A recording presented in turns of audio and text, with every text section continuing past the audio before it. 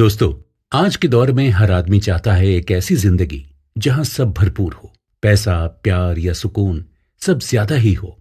लेकिन कमाई तो उतनी तेजी से नहीं बढ़ती जितनी तेजी से जरूरतें। ऐसी स्थिति में अक्सर लोग सबसे आसान रास्ता चुनते हैं, और वो है लोन। आज कुछ भी खरीदना हो और आपके पास पैसे ना हो तो आप किसी भी बैंक में जाइए, आपके लिए लोन तैयार है। हर चीज ईएमआई पर अवेलेबल है। पर गौर से देखें तो इसके बावजूद इंसान पहले से ज्यादा परेशान है। क्या आपने कभी गौर किया है कि ऐसा क्यों है? सब इतना आसान होने के बाद भी हम खुश क्यों नहीं हैं? क्या करें जिससे हमें वो मिल सके जो हम चाहते हैं? फिर चाहे वो पैसे से रिलेटेड हो या रिश्तों से, चीजें हो या मानसिक शांति। क्या आप भी कुछ ऐसी ही उलझन में डूबे हैं? क्या अपनी लाइफ में और ज्यादा चाहते हैं या ढूंढ रहे हैं? तब तो डेव रामसे की इस किताब से आपको जरूर सीखना चाहिए। इसने ना जाने कितनों की जिंदगियां बदली हैं। डेव एक जाने माने पर्सनल फाइनेंस गुरु और मीडिया पर्सन है। 26 साल की छोटी सी उम्र में ही वो लखपति बन गए थे, लेकिन 2 साल बाद उन्होंने अपना सब कुछ खो दिया था। अब वो 60 साल के हैं और आज अमेरिका में फाइनेंशियल एडवाइस के लिए सबसे ज्यादा ट्रस्टेड यानी विश्वास पात्र व्यक्तियों में से हैं। और क्यों ना हो, जिंदगी के उतार चढ़ाव इंसान को जो सिखाते हैं वो और किसी से सीखे नहीं जाते। कहा भी गया है कि गलती करके सीखने से अच्छा है दूसरों की गलतियों से सीखा जाए। दोस्तों, इस बुक में डेव ने उन 10 कीज के बारे में बताया है जो आपको सिर्फ धनी यानी समृद्ध ही नहीं बनाती, बल्कि परिवार को कैसे जोड़कर रखा जाए ये भी बताती हैं। हर एक की दूसरे से जुड़ी है और हर एक को अलग अलग चैप्टर में बहुत अच्छे से समझाया गया है। इसमें वैल्यूज, गोल्स, पेशेंस, डिसिप्लिन के साथ साथ giving back to the society यानी समाज को वापस करना शामिल है। यही वो चीजें हैं जिनको सही तरीके से यूज करके कोई भी व्यक्ति सिर्फ धनी ही नहीं बन सकता है, बल्कि कर्जे से भी फ्री हो सकता है, आजाद हो सकता है, और पैसे के साथ साथ परिवार के साथ भी शांति से रह सकता है। डेव विषय को एक्सपेंड यानी विस्तृत करते हुए कहते हैं कि समृद्धि यानी वेल्थ सिर्फ पैसे से ही नहीं होती। पैसे के साथ साथ स्पिरिचुअल यानी आध्यात्मिक समृद्धि भी इंसान के लिए उतनी ही जरूरी है जितनी कि आर्थिक। इस किताब में उन्होंने जीवन के मूल्यों और परिस्थितियों को अलग अलग केस स्टडीज जो वास्तविक जीवन में लोगों ने फेस की हैं, उनके द्वारा सिचुएशन को सुधारा कैसे जाए ये बताया है। उन्होंने सभी लोगों जैसे आदमी, औरत, सिंगल मॉम, बच्चे, बूढ़े, शादीशुदा लोग, सभी की कहानियों को इसमें शामिल किया है, जिन्हें सुनकर आपको लगेगा कि ये सिचुएशन तो आपके लिए जानी पहचानी है। आज के इस मार्केटिंग और दौड़ भाग के जमाने में हमें जरूरत है दोबारा उन प्रिंसिपल्स को अपनाने की जो हमारे बड़े बुजुर्ग करते थे। अनुभव से बड़ी कोई पाठशाला नहीं होती दोस्तों, और यदि आप सबसे उससे सबक नहीं लेते तो कभी सुधार नहीं कर सकते। देव मानते हैं कि जितना पैसा और परिवार से जुड़ना जरूरी है, उतना ही जरूरी है ईश्वर से जुड़ना भी। जो मिला है उसमें यदि हम खुश रहना सीख लेते हैं तो हमें कभी पैसे की तंगी नहीं होगी और हम कर्ज के बोझ में नहीं दबेंगे। इसके अलावा हमें मानसिक शांति भी मिलेगी जो हमें आगे बढ़ने को और कुछ अच्छा करने को प्रेरित करेगी। तो आइए दोस्तों, इस किताब में दी गई सलाह को अपनाकर हम भी लाइफ में मोर देन इनफ पाएं। मार्ज सिसकी लेते हुए फूट फूट कर रोने लगी। उसे इस तरह रोता हुआ देखकर हम सब निराश हो गए, क्योंकि समझ नहीं आ रहा था कि क्या करें। कई बार हम चाहते हैं कि हम सामने वाले की मदद करें, लेकिन कुछ कर नहीं पाते। हालांकि मार्ज का ये रोना अजीब था, पर खुशी का था। ये वो रोना था जब हम अपनी पिछली गलतियों पर उदास होते हैं और सुधार लेने पर खुश होकर नई नॉलेज और नई एनर्जी के साथ आगे बढ़ते हैं। ये आत्मा की सफाई वाला रोना था। ये वो गलतियां थीं जिन्होंने हमारी लाइफ तबाह कर दी हो, या जो हम कर सकते हैं उन्हें करने से हमें रोक के रखा हो। अब मार्च की जिंदगी में स्टूपिड गलतियों से जो शांति भंग हुई थी, उनसे हटकर नई होने जा रही थी। बातचीत में ये थोड़ा सा नाटक सा लग सकता है, लेकिन यकीन मानिए, जीवन के स्कूल में पैसा एक बहुत बड़ा सबक सिखाता है। पैसा वो आईना है जो आपको अपनी पर्सनल कमजोरियों और ताकत के बारे में बताता है। सुनने में भले ही अजीब लगे, पर आप कैसे उसका यूज कर सकते हैं, इससे आपके बारे में बहुत कुछ पता चल जाता है। मार्ज और जिम 2 प्रोफेशनल्स हैं जो अपने करियर के उस भंवर में फंसे हैं जहां ज्यादा से ज्यादा चीजों को जमा करने की होड़ सी लगी रहती है। उनकी 8 साल की शादीशुदा जिंदगी अब बोझ बनकर रह गई थी। उन्हें लगता था कि जो विश्वास, सम्मान और प्यार पहले उनके बीच था, वो अब नहीं है। अब कुछ बचा है तो सिर्फ और सिर्फ दर्द। ऐसा दर्द जिसमें रोने से मन हल्का हो जाता है। ये दोनों जब डिवोर्स के लिए जा रहे थे, तभी रास्ते में लेखक के ऑफिस आए। वैसे तो अधिकतर केसेस में मैरिज काउंसलर काफी हद तक वापस जोड़ने में सफल हो जाते हैं, लेकिन जिम और मार्च के केस में उनकी सलाह काम नहीं आई। सबसे अजीब बात यह थी कि उनके पास वो सब था, 2 प्यारे बच्चे, एक अच्छी बड़ी कार, एक फैशनेबल स्काई बोट, 4 बेडरूम का एक आलीशान घर, वो भी शहर के सबसे पॉश एरिया में। फिर ये सब होते हुए भी ऐसा क्यों हुआ, ऐसा क्या हुआ कि ये दोनों अब अलग होना चाहते थे? दोस्तों, आजकल हम एक ऐसी सोसाइटी में रहते हैं जहां कितना भी हो कम ही लगता है। ये दिल मांगे मोर। यहां लोग लंबे समय तक एक ही चीज के साथ रहकर बोर हो जाते हैं और जल्दी ही हर हाल में बदलना चाहते हैं, या कहें कि उसके साथ रहना उन्हें बोझ लगने लगता है और इसी कारण उसे तब भी बदलना चाहते हैं जब बदलाव मुश्किल हो। कुछ ऐसा ही कड़वा अनुभव लेखक को जिंदगी ने सिखाया था और तभी से उन्होंने ये तय कर लिया था कि फ्यूचर में वो उन लोगों की मदद जरूर करेंगे जो फाइनेंशियल प्रॉब्लम्स में हो। पैसा एक ऐसा ही क्लासरूम है जो भगवान ने हमें दिया है। ये सिर्फ आपको फाइनेंशियल ही नहीं बल्कि स्पिरिचुअल पार्ट भी पढ़ाता है। इससे आपके व्यक्तित्व के गुणों का पता चलता है और आपके रिश्तों पर इसका असर पड़ता है। पैसा एक अच्छे टीचर की तरह न सिर्फ हमें अपने गुण और दोषों के बारे में बताता है बल्कि अच्छा काम करने पर शाबाशी भी देता है। जो लोग ज्यादा की चाह रखते हैं वो सिर्फ ज्यादा पैसा ही नहीं चाहते बल्कि इस लाइफ से ज्यादा, परिवार के लिए ज्यादा, समाज के लिए ज्यादा और ज्यादा शांति भी चाहते हैं। जब हम अपनी उन गलतियों पर या कमियों को सुधारते हैं तो जो पर्सनैलिटी में बदलाव होते हैं वो न सिर्फ हमें बेहतर बनाते हैं बल्कि ये भी सिखाते हैं कि उन गलतियों को दोबारा करने से कैसे बचें। ये बदलाव का समय उस घाटी के जैसे होता है जिसमें से हम जल्दी बाहर निकलने का रास्ता ढूंढते हैं। बिखरी पड़ी वैल्यूज, ज्यादा काम, ज्यादा पैसा, ज्यादा चीजों की दौड़ में संबंधों और शांति की बलि चढ़ाते हुए मार्च और जिम भी अब उसी मोड़ पर पहुंच गए थे जिसे हम डिजास्टर कहते हैं। लेखक को खुशी है कि उन्होंने मार्च और जिम को इसमें डूबने से बचा लिया है। यह किताब सिर्फ ज्यादा संपत्ति बनाने के बारे में नहीं है बल्कि उससे ज्यादा के बारे में है।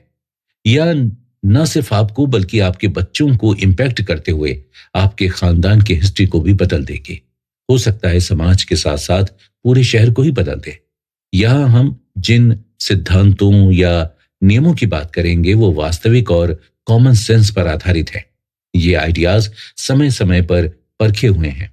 जब आप हार्ड वर्क और लगन, इंटेंसिटी और फोकस, धैर्य और संतोष जो सबको प्रभावित करते हैं, इन्हें एक बार अपने जीवन का हिस्सा बना लेते हैं तो फिर पैसे के साथ साथ बाकी सब भी अपने आप आपके पास आने लगता है।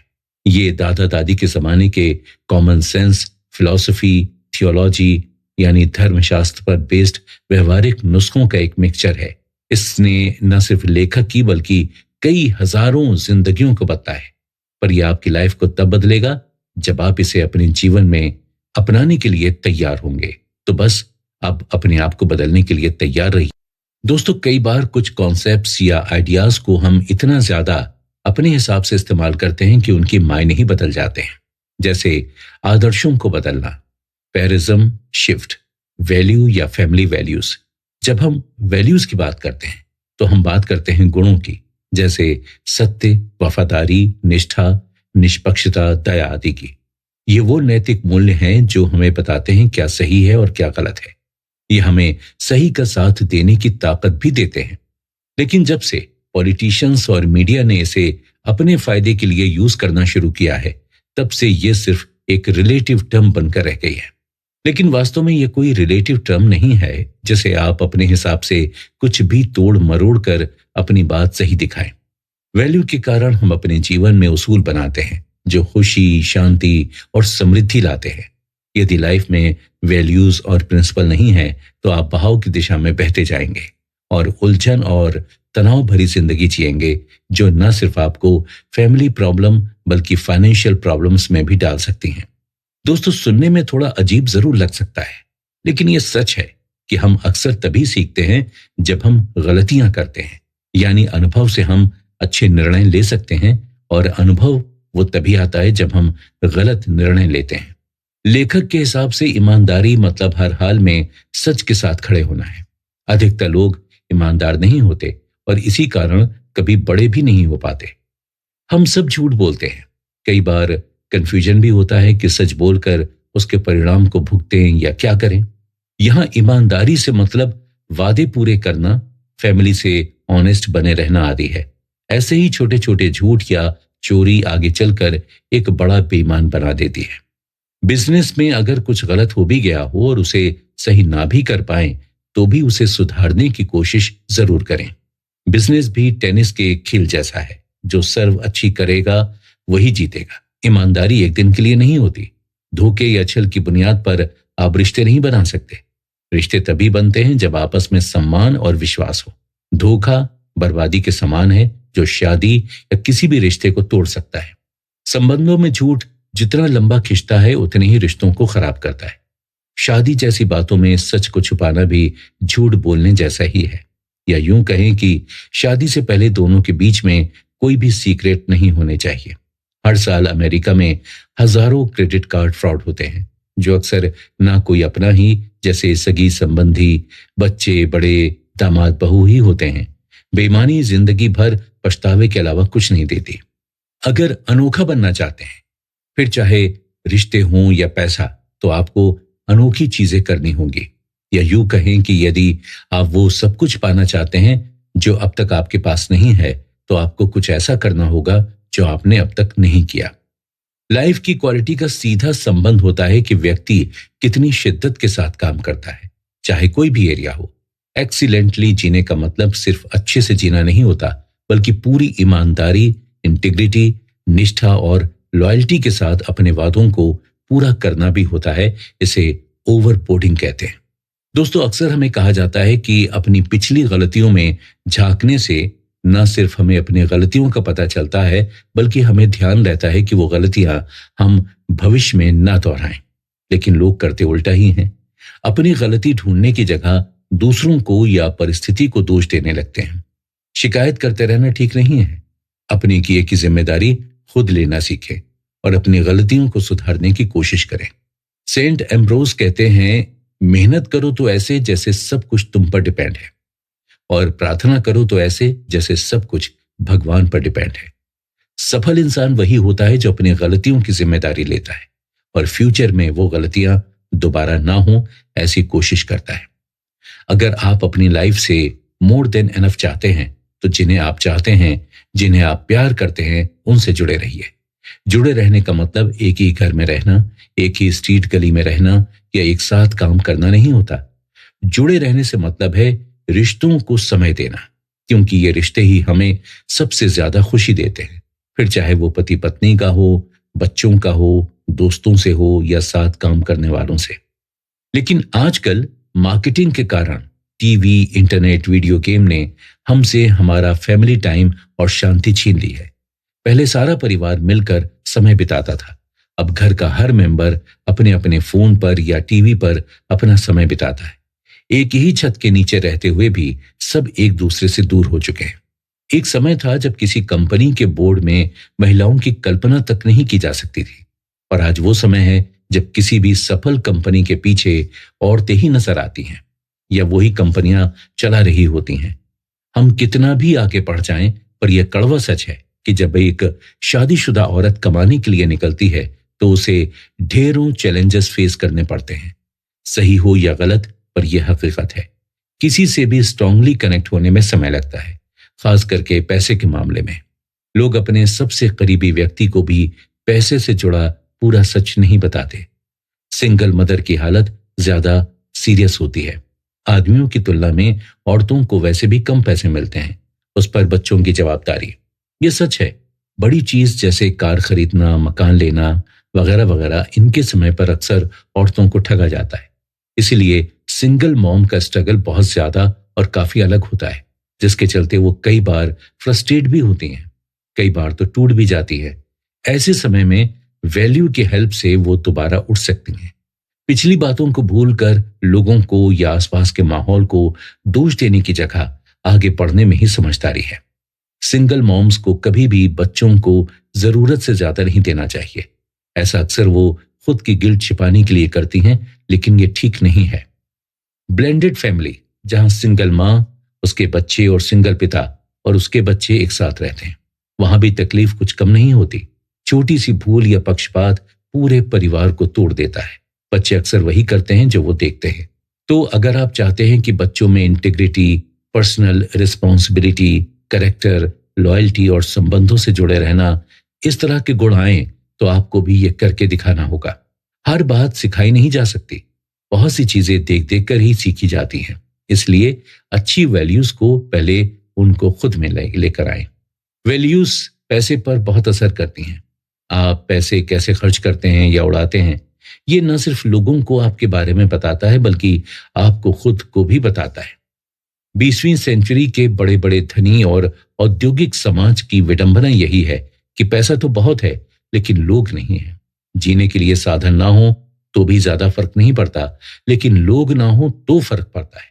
अगर आप सही वैल्यूज को जीने का एक भाग बना लेते हैं, तो आप निश्चित ही अपनी लाइफ में मोर देन इनफ पा सकेंगे। Thank God it's Friday. अधिकतर कामकाजी लोगों को हम ये कहते हुए सुन सकते हैं। ऐसा इसलिए क्योंकि या तो लोग अपने काम से खुश नहीं हैं, या जो वो करते हैं वो उन्हें पसंद नहीं। इसी कारण उन्हें इंतजार रहता है तो बस वीकेंड की छुट्टियों का। कहते हैं कि विजन के बिना लाइफ बेकार है। ऐसा नहीं है कि विजन होगा तो अचानक आपकी लाइफ चेंज हो जाएगी या इजी हो जाएगी, बिल्कुल भी नहीं। हाँ, लेकिन विजन आपको अपने सपनों को पूरा करने में गाइड करता है और आपको मोर देन इनफ की ओर ले जाता है। विजन बहुत जरूरी है। जिन वैल्यूज के बारे में हमने पहले बात की, जो नींव या फाउंडेशन रखते हैं और आपको सक्षम बनाते हैं, एबल बनाते हैं कि आप विजन बनाएं। लेकिन विजन वही टिकते हैं जिनकी नींव वैल्यूज पर रखी गई हो, वरना वो सिर्फ ड्रीम बनकर रह जाते हैं। विजन होने का मतलब दूरदृष्टि, पर इसका यह मतलब बिल्कुल नहीं है कि आपको एकदम क्लियर पिक्चर दिखाई देगी कि आप क्या करना चाहते हैं और कैसे करेंगे। अक्सर जैसे स्पोर्ट्स में सिखाया जाता है, आप कहाँ हैं उस पर ध्यान मत दो, सिर्फ अपने लक्ष्य यानी जहां आप पहुंचना चाहते हैं उस पर ध्यान दो। ऐसे ही लाइफ के विजन के साथ भी है। जो लोग लाखों में कमाते हैं, उन सब में एक बात सेम होती है। ये सब 5 साल बाद या उससे ज्यादा के बारे में सोचते हैं। ये सिर्फ आज का या शॉर्ट टर्म का नहीं सोचते, लेकिन आज के लिए गए डिसीजन या काम उनके विजन को किस तरह से पूरा करेंगे, ये वो जरूर सोचते हैं। कहते भी हैं कि छोटा सोचोगे तो छोटे ही रह जाओगे। जब लेखक लोगों को सेविंग करने के लिए कहते हैं, तब कई तो चिढ़कर बोलते भी हैं कि यदि सब आपके जैसा सोचने लगे तो इकोनॉमी ही कोलैप्स हो जाएगी, ढह जाएगी। यदि सब उधार लेना बंद कर दें और सामान खरीदने के लिए कैश पैसा देने लगें तो शायद इकोनॉमी ही कोलैप्स हो जाएगी। वैसे इकोनॉमी कोलैप्स होने का आइडिया तो बेवकूफी ही लगता है। अगर हम क्रेडिट कार्ड, कार लोन और दूसरे लोन पर फालतू पैसा खर्च करना बंद कर देते हैं तो हमारे पास काफी पैसा बचेगा, जिससे हम जरूरत की चीजें ले सकेंगे। रियल एस्टेट एक ऐसा ही एरिया है जिसमें विजन और लक दोनों काम करते हैं। या यूं कहें कि रियल एस्टेट में इन्वेस्ट करना न सिर्फ विजन पर बल्कि अक्सर लक पर भी डिपेंड करता है। जो लोग जल्दी अमीर बनने का सपना देखते हैं, वो बिना कुछ सोचे समझे रियल एस्टेट में इन्वेस्ट कर देते हैं। दूसरे होते हैं सट्टेबाज, स्पेकुलेटर। आने वाले कुछ महीनों में ये प्रॉपर्टी कितने तक जाएगी, उस बेसिस पर प्रॉपर्टी खरीदते हैं। ये सोचते हैं सही समय आने पर निकाल देंगे, लेकिन कई बार इसमें वो बुरी तरह पिट भी जाते हैं। वैसे भी लालच कभी अच्छा नहीं होता। ऐसा नहीं है कि रियल एस्टेट इन्वेस्टमेंट बुरा होता है, पर हाँ, इन्वेस्टमेंट करने से पहले अच्छी तरह सोच विचार करके, रिसर्च करके फिर इन्वेस्ट करना चाहिए। अक्सर इसमें फायदा होगा, लॉन्ग टर्म में ही होता है। विजन से आप अपनी फैमिली ट्री को भी बदल सकते हैं। आपको बस सोचना यह है कि आपकी फैमिली की वो क्या चीज है जो आप बदलना चाहते हैं या उसमें बदलाव लाना चाहते हैं। विजन को जब तक प्रैक्टिस यानी अमल में नहीं लाया जाता, तब तक वो किसी काम का नहीं। जीवन में लक्ष्य का होना बहुत जरूरी होता है। असल में ये लक्ष्य ही हमें हमारे विजन को पूरा करने में मदद करते हैं। लेकिन दुख की बात है कि बहुत कम लोग लक्ष्य बनाते हैं या लक्ष्य रखते हैं। जो रखते हैं वही सफल भी होते हैं। बड़े लक्ष्य को पाने के लिए छोटे छोटे लक्ष्य तय करें ताकि आप उन्हें पूरा कर सकें। हाँ, लक्ष्य बनाते समय इन बातों का ध्यान जरूर रखें, जैसे लक्ष्य आपके खुद के हों, किसी और के सुझाए ना हो। लक्ष्य ऐसे तय करें जिन्हें मेजर किया जा सके। इसके लिए इन्हें नंबर में बदलें, इन्हें लिखें। लिखने से क्लैरिटी आती है और आसानी होती है। हर लक्ष्य के लिए एक निश्चित टाइम लिमिट होनी चाहिए। अगर आप पूरे परिवार के लिए मोर देन इनफ चाहते हैं तो फैमिली गोल्स सेट करना बहुत जरूरी है। ऐसा करने से घर के सभी मेंबर्स एक दूसरे के लक्ष्य को पूरा करने में मदद करेंगे। बच्चों को बचपन से ही गोल सेट करने को कहें। उम्र के हिसाब से सबके गोल्स अलग अलग हो सकते हैं। जैसे 3 से 9 साल तक के बच्चे के लिए कुछ हफ्तों तक अपना फेवरेट टीवी शो ना देखकर उस समय परिवार के मेंबर्स के लिए बर्थडे गिफ्ट्स या क्रिसमस गिफ्ट्स बनाना। 9 से 14 साल तक के बच्चों को विजन के बारे में और उसे पाने के लिए गोल कैसे सेट करें बताना चाहिए। इससे उन्हें शॉर्ट टर्म और लॉन्ग टर्म गोल्स के बारे में पता चलेगा। मिसाल के लिए अगर उन्हें स्टीरियो खरीदना है तो कितना काम करना पड़ेगा और उस कमाए हुए पैसे से वो अगर एक मूवी देखते हैं तो अपने लक्ष्य से कितना दूर हो जाएंगे। वैसे आप अपने लक्ष्य को पाने के लिए क्या करने को तैयार हैं? इससे ज्यादा इंपॉर्टेंट है आप क्या छोड़ने के लिए तैयार हैं। आपका 15 साल का बच्चा जरूर समझेगा कि इस साल आप एक्सपेंसिव फैमिली वेकेशन पर इसलिए नहीं जा रहे ताकि आप उसके कॉलेज फंड में जमा करा सकें। लेकिन यही बात 5 साल का बच्चा नहीं समझ सकता। और हाँ, आपके जो भी फैमिली गोल्स हैं उनके लिए आपके साथीदार पति पत्नी का सहमत होना बहुत जरूरी है, तभी वो पूरे हो पाएंगे। दोस्तों, शादी सफल तभी होती है जब दो व्यक्ति अपना मैं छोड़कर हम बनते हैं। जब दोनों अपने अपने स्वार्थ को छोड़कर एक दूसरे के लिए साथ खड़े होते हैं और मिलकर काम करते हैं। अक्सर कपल्स जिन बातों पर लड़ते हैं वो इंपॉर्टेंट नहीं होती। लड़ाई रिश्तों में दरार ला देती है। जब तक दोनों एक दूसरे के गोल को या सपनों को पूरा करने में एक दूसरे का साथ नहीं देते, तब तक वो सफल नहीं होंगे। एक दूसरे का साथ ही मोर देन इनफ की पहली सीढ़ी है। दोनों को एक दूसरे को समझना जरूरी है। शादीशुदा जिंदगी का सबसे बड़ा चैलेंज यही होता है कि दो अलग अलग व्यक्ति अलग अलग आदर्शों और वैल्यूज के साथ रिश्तों में नया क्या लाते हैं। हो सकता है दो में से एक को भीड़ पसंद हो और दूसरे को अकेले रहना, या एक बहुत व्यवस्थित हो और दूसरा बिल्कुल अव्यवस्थित। कई बार हमारे ये डिफरेंसेस फ्रस्ट्रेशन का कारण बनते हैं, लेकिन यही डिफरेंसेस ही हमारी स्ट्रेंथ भी होते हैं, जो हमें एक दूसरे की कमजोरी को कवर करने में मदद करते हैं। लैरी बर्केट, जो क्रिश्चियन फाइनेंशियल कॉन्सेप्ट के हैं, वो कहते हैं यदि शादी दो एक जैसे व्यक्तियों की हो जाए तो दोनों में से एक अननेसेसरी बन जाता है। सिर्फ व्यक्तित्व या पर्सनैलिटी ही अलग नहीं होती, बल्कि सेक्स भी अलग होता है, यानी शारीरिक संरचना भी अलग होती है। कुछ दिखते हैं और कुछ इंटरनल होते हैं, जैसे मसल्स, टिश्यू या मोटापा और हार्मोन्स वगैरह। हालांकि आज बहुत सारे लोग कहते हैं कि आदमी और औरत दोनों सेम हैं, लेकिन सच्चाई यही है कि वो दोनों कभी सेम हो ही नहीं सकते। आदमी सिर्फ टीवी भी चालू हो तो ठीक से सुन नहीं पाता, वहीं औरत 10 चीजें एक साथ कर लेती है। औरतें आदमियों की तुलना में ज्यादा बात करती हैं। आदमी दिन भर में 10 से 20 हजार शब्द बोल लेता है, वहीं औरतें दिन भर में 30 से 50 हजार शब्द बोल लेती हैं, और यह फिगर 1.25 लाख तक जा सकता है। यही कारण है कि आदमी जब काम करके घर आता है तो बात करना पसंद नहीं करता, क्योंकि उन्होंने अपना कोटा यूज कर लिया होता है। Making love last for ever किताब में आदमी और औरतों के व्यवहार के 5 डिफरेंसेस बताए गए हैं। नंबर 1, आदमी फैक्ट्स ज्यादा शेयर करना पसंद करते हैं, जबकि औरतें भावनाओं को, फीलिंग्स को एक्सप्रेस करना। नंबर 2, आदमी करके जुड़ते हैं जबकि औरतें बोलकर। नंबर 3, आदमी बराबरी करते हैं जबकि औरतें सहयोग करती हैं। नंबर 4, आदमी कंट्रोल करते हैं जबकि औरतें सहमत होती हैं।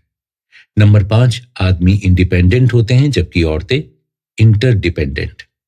ऐसे ही कुछ डिफरेंसेस जॉन ग्रीन ने अपनी पुस्तक men are from Mars and women are from Venus में भी बताए हैं। पैसों को लेकर भी दोनों के विचार अलग अलग होते हैं। औरतें बचत करना पसंद करती हैं, वहीं आदमी खर्च करना। तो ये कह सकते हैं कि दोनों एक जैसे नहीं बल्कि एक दूसरे के पूरक हैं। एक और एरिया जिसमें पैसे को लेकर दोनों में डिफरेंस साफ नजर आता है, और वो है शॉपिंग। औरतें अक्सर शॉपिंग करना पसंद करती हैं, जबकि आदमी नहीं करते। औरतें घंटों शॉपिंग कर सकती हैं, वहीं आदमी 5 मिनट में ही थक जाता है। दोनों में से कोई भी सही या गलत नहीं है, बस दोनों अलग अलग हैं। बचत को लेकर भी कुछ ऐसा ही है। एक बचाता है तो दूसरा खर्च करता है। अक्सर इसे लेकर झगड़े भी बहुत होते हैं, और यही डिवोर्स का सबसे बड़ा कारण तक बन जाता है।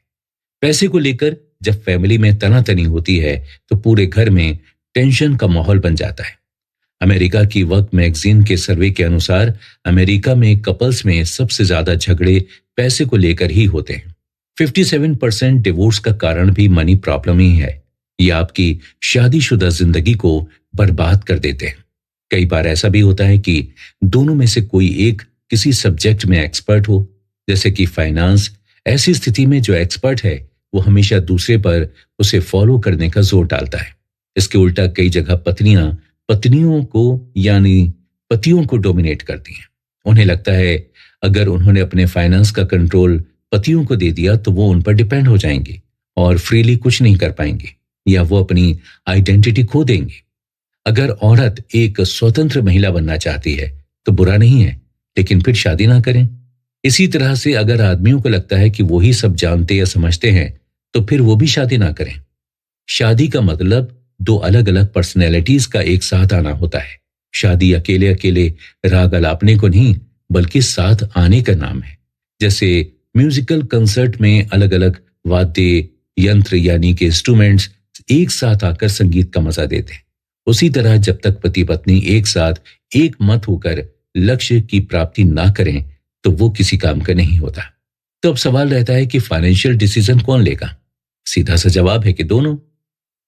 दोस्तों, आशा यानी उम्मीद एक पावरफुल ईंधन है जो जीवन के इंजन को चलाने में मदद करता है। ये गति देता है। ये जरूरी नहीं है कि सबकी लाइफ में होप हो। वैसे ये छोटी सी बात दिखती है, लेकिन जिन लोगों में ये होता है वो उन्हें वो बनने में मदद करता है जिसके लिए ईश्वर ने उन्हें बनाया हो। ऐसा समझिए कि ये वेलवेट में कवर किया हुए स्टील के जैसे होता है। आशा और विश्वास बहुत काम के होते हैं। ये हमें तब भी आगे बढ़ाते हैं जब हम लॉजिक और एनर्जी खो चुके होते हैं। आशा प्रेरित करती है। जब हम उम्मीद खो देते हैं तब हम निराश हो जाते हैं। निराशा आपकी सारी ताकत छीन कर आपको बीमार कर देती है। फिर आप अपने विजन को रियलिटी में नहीं बदल पाते। वैसे देखा जाए तो उम्मीद इच्छा पर निर्भर करती है। ये एक डिसीजन होता है। उम्मीद खो देने का सबसे बड़ा कारण होता है ये मान लेना कि असफलता परमानेंट है। ब्रिटेन के महान प्राइम मिनिस्टर विंस्टन चर्चिल कहते हैं, उम्मीद खोए बिना बार बार असफलताओं का सामना करना ही सही मायने में सक्सेस है। फेलियर तो आएगी ही, ये कॉमन सी बात है। इसीलिए अपनी असफलताओं को काबू में रखें। जब असफलताओं को काबू में रखा जाता है तो हम उससे जुड़े सबक को याद रखते हैं, जिससे हम नई उम्मीद के साथ अपने लक्ष्य की ओर बढ़ते हैं। हेनरी फोर्ड मानते हैं कि असफलता को ही अवसर बनाकर ज्यादा अच्छे से नई शुरुआत करनी चाहिए। बस ऐसा करते समय यह ध्यान रखना चाहिए कि हम जल्दबाजी में कोई गलत डिसीजन ना ले लें, जिसके बाद हमें उसे भुगतना पड़े। जिन लोगों में उम्मीद होती है वो लॉन्ग टर्म सोचते हैं। अगर आप बार बार गिरते हैं तो बार बार उठिए और फिर से चलिए, यानी अपनी असफलताओं को ही वो जरिया बनाएं जो आपको अपने लक्ष्य तक ले जा सके। डेल कार्नेगी कहते हैं, अपनी असफलता के जरिए ही सफल बने। उम्मीद हमें सामना करने की हिम्मत और ताकत देती है। फेलियर तो सीखने की प्रक्रिया का एक भाग है। यह आपको चोट पहुंचा सकता है, लेकिन आपको तय करना है कि आप इससे सबक लेते हैं या इसमें डूब जाते हैं। हाँ, लेकिन आप उम्मीद किससे लगाते हैं यह तय करता है कि आप सफल होंगे या असफल। गलत लोगों या चीजों से लगाई उम्मीद हमेशा दुखी देती है। जिन लोगों की शादी हो चुकी है वो अच्छे से जानते हैं कि शुरू में तो प्यार में आपको लगता है आपको दुनिया की सबसे अच्छी राजकुमारी या राजकुमार मिल गया या मिल गई। शादी के बाद आपको उसी व्यक्ति में कुछ कमियां दिखाई देती हैं। थोड़ा और समय बीत जाने पर आपको लगता है कि इन कमियों के साथ चलते अब आपका गुजारा मुश्किल है और आप अपने प्रिंस चार्मिंग या सुंदर परी से डिवोर्स लेने की सोचने लगते हैं। तब हम भूल जाते हैं कि सामने वाला भी एक इंसान ही है। ठीक ऐसे ही जब आप चीजों से उम्मीद लगाने लगते हैं तब भी आप मुसीबत में पड़ते हैं। दिमाग को पता होना चाहिए कि वस्तुएं कभी खुशी नहीं देती, फिर भी लोग बड़ा बड़ा सामान बटोरने में लगे रहते हैं। इसका कोई अंत नहीं है, बल्कि ऐसा करके आप अपने पांव पर ही कुल्हाड़ी मारते हैं। आप सोचते हैं मेरे पास बड़ी कार आ जाए तो मैं खुश हो जाऊंगा, और जब आप उसे खरीदते हैं तो आपको कुछ और खरीदने से खुशी मिलती है। इस तरह यह सिलसिला चलता ही रहता है। धीरे धीरे या तो आप कर्जे में डूब जाते हैं या अपनी बचत का एक बहुत बड़ा हिस्सा खो देते हैं। आदमी और औरतें दोनों ऐसी स्थितियों में अलग अलग तरीके से बिहेव करते हैं। आपको दोनों के बर्ताव को समझना चाहिए। आदमियों के लिए पैसा एक उपलब्धि है, इसी के आधार पर यह तय करते हैं कि कौन कितना ज्यादा सक्सेसफुल है। जब फाइनेंशियल प्रॉब्लम आती है तो आदमी अपना आत्मसम्मान खो देते हैं, जो काफी डेंजरस है। कई रिसर्चेस में सामने आया है कि पुरुषों में सुसाइड का सबसे प्रमुख कारण फाइनेंशियल प्रॉब्लम होता है, जबकि फाइनेंशियल प्रॉब्लम्स की वजह से कभी औरतों को सुसाइड करते हुए नहीं देखा गया, बल्कि उनका सामना करते हुए पाया गया। आदमियों को अक्सर प्रॉब्लम सॉल्वर माना जाता है, और जब उन्हें किसी समस्या का हल नहीं मिलता तो वो डर जाते हैं। डर के कारण गुस्सा करने लगते हैं। गुस्से में उन्हें यह ध्यान नहीं रहता कि वो कब और किस पर गुस्सा कर रहे हैं, जबकि औरतें समस्याओं के बारे में बात करना ज्यादा पसंद करती हैं। बात करने से उन्हें शांति मिलती है। जैसे लड़के फाइनेंशियल प्रॉब्लम से कैसे निपटें इसका प्लान तैयार करते हैं या स्ट्रेटेजी बनाते हैं, तो औरतें रिश्ते कैसे बचाए रखें और कैसे सिक्योरिटी मिले इस पर बात करना पसंद करती हैं। इसका यह मतलब नहीं है कि आप उनसे अपनी परिस्थिति को छुपाएं, बल्कि उन्हें अपने साथ रखें। कहीं ना कहीं वो आपसे फ्लेक्सिबल हैं और इसी कारण से हर परिस्थिति को आसानी से फेस कर लेती हैं। ऐसी किसी समस्या के समय उन पर गुस्सा करने की जगह उनसे शांति से बैठकर बात कीजिए। उन्हें भरोसा दिलाइए कि आप हर परिस्थिति में, मुसीबत में आपके साथ रहेंगे या उनके साथ रहेंगे। दोस्तों, हर साल लोग नए संकल्प यानी रेजोल्यूशंस बनाते हैं, जैसे वजन कम करना, कर्ज पूरा चुकाना, सेविंग्स बढ़ाना या कुछ और। लेकिन शायद ही कुछ 7 जनवरी तक भी टिकते हैं। ये वो वादे हैं जो हम अपने आप से करते हैं। ये खुद में कुछ नहीं होते, लेकिन जब हम इन्हें किसी के साथ बांटते हैं तो एक जवाबदारी जुड़ जाती है। इन्हें पूरा न कर पाने की शर्म आपके साथ ही की दी हुई मोटिवेशन खुद में बदलाव लाने पर जोर डालती है। हमारी लाइफ भी एक गार्डन की तरह है। अगर इसे ठीक से सींचा जाए और बुरे प्रभाव, बुरी आदतों से बचाया जाए तो यह सुंदर बनता है, और अगर ध्यान ना दें तो बुरे प्रभाव और बुरी आदतें इसे बर्बाद कर देती हैं। जब जिंदगी के गार्डन का कोई माली नहीं होता तो इसकी हालत भी उस गार्डन के जैसे हो जाती है जिसका कोई रखवाला ना हो। चुनौतियां यानी चैलेंजेस को फेस किए बिना लाइफ नहीं गुजारी जा सकती। कई बार मुसीबतें इतनी बड़ी होती हैं कि हम उससे उभर नहीं सकते, निकल ही नहीं पाते। ऐसी स्थिति में चॉइस आपकी होती है। आप क्या करना चाहते हैं? दर्द और निराशा में ही डूबे रहना चाहते हैं या उससे बाहर आने की कोशिश करते हैं? कई बार इस खड्डे से निकलना बहुत मुश्किल होता है। तब हमें जरूरत होती है उन लोगों की जो हमें प्यार करते हों और ये बता सकते हों कि हमसे गलती कहाँ हुई है या हम खड्डे में क्यों गिरे। पर प्रॉब्लम यह है कि हम तारीफ सुनकर डूबना ज्यादा पसंद करते हैं, बजाय कि क्रिटिसिज्म यानी आलोचना सुनकर बचने के। ऐसे समय में वो लोग चाहिए होते हैं जो हर हाल में हमें मुसीबत से बाहर निकालने के लिए अपना हाथ आगे बढ़ाएं। इसे हम अनकंडीशनल लव कह सकते हैं, और यही से हील यानी ठीक होने की शुरुआत होती है। अकाउंटेबिलिटी और सपोर्ट ये वो 2 सीढ़ियां हैं जो हमें मुसीबत के खड्डे से बाहर निकालती हैं। अकाउंटेबिलिटी क्योंकि ये वो आईना है जिसमें हम अपने आप को रख कर, देख कर अपनी कमियों को जान सकते हैं, और सपोर्ट इसलिए क्योंकि जब हम मुसीबत में होते हैं तब हमें मदद और प्यार की जरूरत होती है। जरूरत होती है उन हाथों की जो गड्ढे में नीचे तक आए और हमें बाहर निकाले। हमें अगर कोई चीज सीखनी है तो हम उसे किए बिना नहीं सीख सकते। एक्सपीरियंस बहुत मैटर करता है, लेकिन आजकल बच्चे स्कूल से सीखते ही बड़ी बड़ी सैलरीज पर काम करने लगते हैं। काम करते करते पता चलता है कि अनुभव यानी एक्सपीरियंस मैटर करता है। अब हमने डिसिप्लिन, मेंटोरिंग और अप्रेंटिस जैसी कलाओं को खो दिया है या मुसीबतों से सीखना छोड़ दिया है। पर्सनल फाइनेंस की अगर बात करें तो अक्सर ये देखा गया है कि ये प्रॉब्लम फाइनेंस की ना होकर पर्सनल होती हैं। अगर ऐसे लोगों को मोर देन इनफ चाहिए हो तो उन्हें ओवर स्पेंड, डेप्ट यानी कर्जे की प्लानिंग नहीं करना और जीरो सेविंग को बदलना होगा। सिर्फ पास्ट को याद करके दुखी होने से अच्छा और जरूरी है उन बातों पर गौर करना जिनकी वजह से आप मुसीबत में पड़े हों और उन्हें दूर करना चाहते हो। अगर आप शादीशुदा हैं तो आपकी पहली जवाबदारी आपके साथी की आती है, फिर चाहे सही हो या खराब।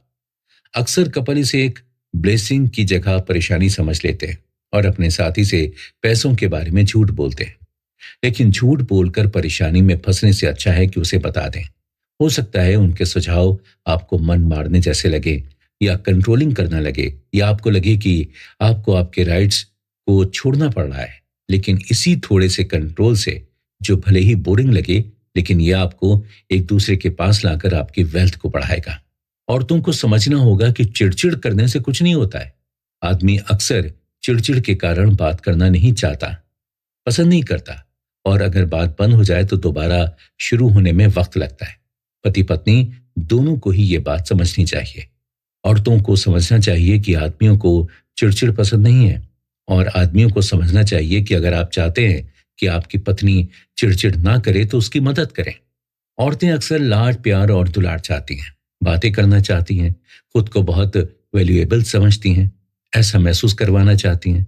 लेकिन इस लाड प्यार और दुलार का मतलब एक दूसरे की स्ट्रेंथ और इंटेलेक्ट की कदर करना और जरूरत पड़ने पर एक दूसरे का साथ देना भी होता है। आदमियों को समझना चाहिए कि एक समय ऐसा आता है जब वाकई औरतों को उनकी जरूरत होती है। ये समय होता है प्रेगनेंसी का। ये वो टाइम है जब औरतों को खास देखभाल की जरूरत होती है। इसका ये मतलब बिल्कुल नहीं है कि महिलाओं की इज्जत नहीं होती या वो कमजोर होती हैं, लेकिन ये एक सच्चाई है कि प्रेगनेंसी के समय औरतों को खास देखभाल की जरूरत होती है। अगर आप अकेले हैं तब भी खरीदने से पहले एक बार सोचें कि क्या आपको उस चीज की वाकई जरूरत है। आप चाहें तो आपके पेरेंट्स, बॉस, रिश्तेदार या किसी और की मदद ले सकते हैं। अकेले होने का ये मतलब बिल्कुल नहीं होता कि हम पर जवाबदारी नहीं है तो हम चाहे जैसा खर्च करें।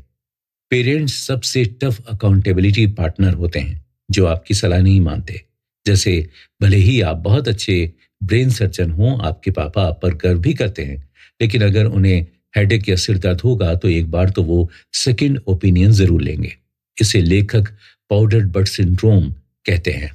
आप जिन लोगों जैसा बनना चाहते हैं उन्हें अपने आसपास रखें ताकि उन्हें देख देख कर आप भी उनके जैसे बन जाएं।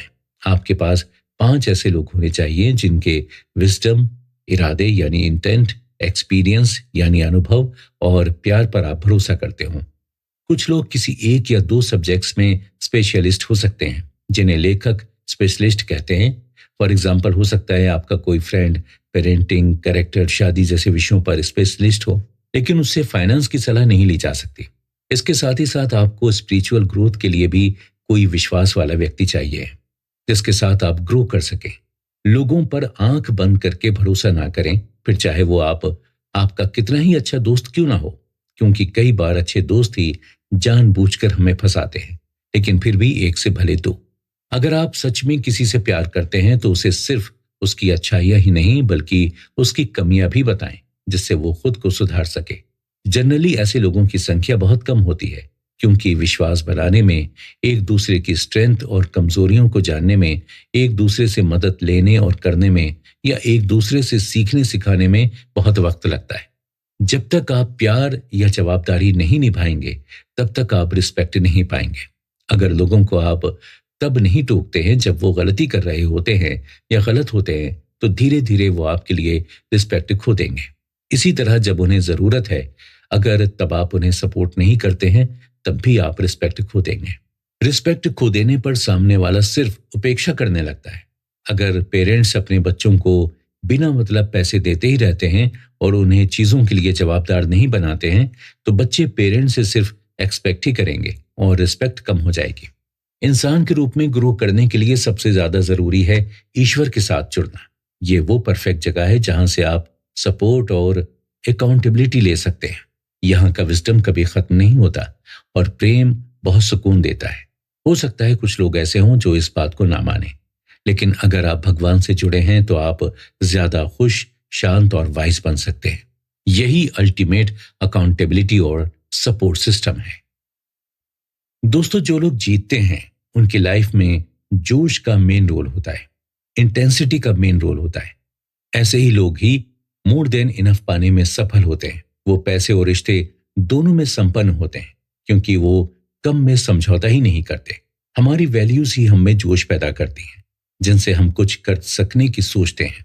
और जोश तब आता है जब हम लाइफ की वैल्यूज, विजन, यूनिटी, होप और अकाउंटेबिलिटी यानी जवाबदारी स्वीकारते हैं। जैसे जैसे ये आदतें आपके जीवन का पार्ट होती जाएंगी, आपकी इंटेंसिटी बढ़ती जाएगी। सिस्टर कैनी कहती हैं, जिंदगी भर भीड़ बने रहने से अच्छा है एक दिन के लिए शेर बना जाए। चैलेंज को एक्सेप्ट करना ही जीने की कुंजी है। इंटेंसिटी के कारण एक आम आदमी या औरत भी एक महान व्यक्ति बन सकता है। आप अभी जहां हैं, अगर उसे बदलना चाहते हैं तो पहले जो आप अभी कर रहे हैं उसे बदलना होगा। इसी के लिए इंटेंसिटी या जोश की जरूरत होती है। लेकिन बहुत से लोगों में जोश ही नहीं होता। जोश आपको बोल्ड बनाता है और दूसरों से ज्यादा तेज चलवाता है। अगर आप वो पाना चाहते हैं जो अब तक आपके पास नहीं है, तो आपको वो करना होगा जो अब तक आपने नहीं किया। सक्सेस की पहली जरूरत क्या है? वो है बिना थके लगातार अपनी फिजिकल और मेंटल एनर्जी को एक ही दिशा यानी प्रॉब्लम सॉल्विंग में लगाना। लोग दिन भर कुछ ना कुछ करते रहते हैं। बहुत सारे काम करने से एक भी चीज पर फोकस नहीं कर पाते। जोश आपको फोकस करने में हेल्प करता है। फॉर एग्जाम्पल, लाइट को अगर फैला दिया जाए तो वो एक कमरे को रोशन करती है, लेकिन अगर उसी लाइट को फोकस कर दिया जाए तो वो लेजर बन जाती है जो स्टील को भी काट सकती है। परमानेंट चेंज सिर्फ फोकस ही करवाता है, कोई और नहीं। क्या आपकी लाइफ के भी कुछ गोल्स हैं जिन्हें आप अब तक अचीव नहीं कर पाए हैं क्योंकि आपका फोकस नहीं था? अक्सर हम अपने गोल्स को अचीव नहीं कर पाते क्योंकि हम उन पर फोकस करने की जगह दूसरी चीजें करते रहते हैं। और ऐसा करने का मतलब है जिंदगी की गाड़ी को खींचते खींचते वो नहीं करना जो हम वास्तव में करना या पाना चाहते हैं। अगर आपके साथ भी कुछ ऐसा ही है तो पहले उन चीजों की लिस्ट बना लें जो आप वास्तव में करना चाहते हैं या पाना चाहते हैं। फिर वो चाहे वो पर्सनल, फाइनेंशियल, प्रैक्टिकल या करियर से रिलेटेड हो। जरूरी नहीं है कि इन सभी एरिया में आपके गोल्स हों, लेकिन जिस भी एरिया में है तो सोचें उसे कैसे अचीव किया जाए। लेस ब्राउन, महान मोटिवेटर, कहते हैं, लोग अपनी जिंदगी तभी बदलते हैं जब उनके पास कोई और चारा नहीं रह जाता। जिस तरह हिरण शिकारी के जाल से या चिड़िया, बहेलिया या चिड़ीमार के जाल से खुद को बचाते हैं, उसी तरह अपना लक्ष्य पाने के लिए आपको अपने आप को पूरी तरह से झोंक देना होगा। और अगर आप ऐसा कर लेते हैं तो फिर आप कुछ भी हासिल कर सकते हैं। इससे आप में इंटेंसिटी पैदा होगी जो आपको एनर्जी और स्पीड देगी, फिर चाहे आपकी मंजिल कुछ भी क्यों ना हो। इसे लेखक गैजल इंटेंसिटी कहते हैं। यह सिर्फ तब काम नहीं करती जब क्राइसिस हो, बल्कि ये वो मेथड है जिससे आप जो रिजल्ट पाना चाहते हैं वो पा सकते हैं। अगर आप सिंगल हैं तो आपके लिए इंटेंसिटी पाना शादीशुदा लोगों से ज्यादा आसान हो जाता है, क्योंकि हो सकता है कि कपल में से एक तो इंटेंसिटी के साथ काम करे लेकिन दूसरा उसी इंटेंसिटी के साथ काम ना करे। जैसे दोनों में से एक तो स्पीड बोट चलाना चाहे और दूसरे ने लंगर डाल दिया हो। इस तरह आप कहीं भी नहीं पहुंच पाएंगे। जैसे जैसे आप बड़े होते जाते हैं, आप फोकस और इंटेंसिटी ज्यादा समय तक एक चीज पर केंद्रित कर पाते हैं। और अगर आप ऐसा नहीं कर पाते हैं तो आपको अपने दिमाग को ही एक ही दिशा में लगाना होगा। इसके लिए आप डेली रिमाइंडर का यूज कर सकते हैं या आप इसके लिए अपने अकाउंटेबिलिटी पार्टनर की हेल्प ले सकते हैं। इसे आप लिखकर ऐसी जगह जहां आपका रोज ध्यान जाता है वहां भी रख सकते हैं। इंटेंसिटी से मोमेंटम मिलता है। जब आप कड़ी मेहनत के साथ ढेरों एक्टिविटीज करते हैं और साथ ही साथ गलतियों से सीखते हैं तो आपको लाइफ में एक मोमेंटम मिलता है जो बहुत अनोखा होता है।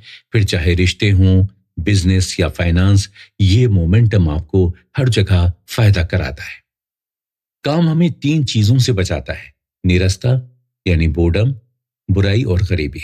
बहुत से लोग सोचते हैं कि बिना कुछ काम किए ही वो अमीर बन जाएंगे। ऐसे भी बहुत लोग हैं जो बुद्धिमान हैं, उनमें होप भी दिखती है, लेकिन वो हार्ड वर्क नहीं करते। काम से मतलब करना होता है, डिसिप्लिन मतलब उसे हर रोज करना, और लगन यानी डिलीजेंस मतलब उसे हर दिन अच्छी तरह से करना। शुरुआत सबकी काम करने से ही होती है। आप कुछ भी ढंग कर नहीं कर सकते जब तक आप हार्ड वर्क ना करें। जो लोग बिना मेहनत के अमीर बनते हैं ये वो लोग होते हैं जिन्होंने संपत्ति इनहेरिट की है या इनाम में जीती है। कुछ लोग ऐसे भी हैं जो ईश्वर से प्रार्थना में मानते हैं, पर सिर्फ प्रार्थना करने से कुछ नहीं होगा। प्रार्थना जरूरी है, पर भगवान प्रार्थना भी उन्हीं की सुनता है जो मेहनत करते हैं।